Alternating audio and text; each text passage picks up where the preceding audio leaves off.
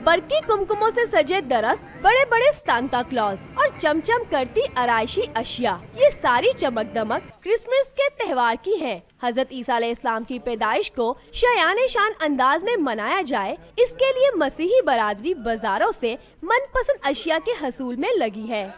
हम लोग जो है अपने घरों को सजाते हैं, अच्छी अच्छी डिशेस बनाते हैं, अपने रिलेटिव्स के पास जाते हैं, एक दूसरे को मिलते हैं। इस बार हमने कुछ अलग से करने के लिए प्लान किया है।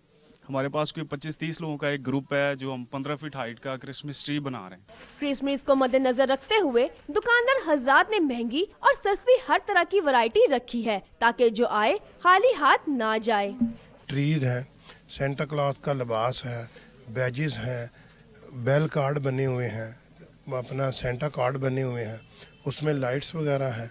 लोग काफ़ी, हमारे मसीही भाई काफ़ी शिद्दत से जो है ना, काफ़ी लगन से हमारे पास आ रहे हैं।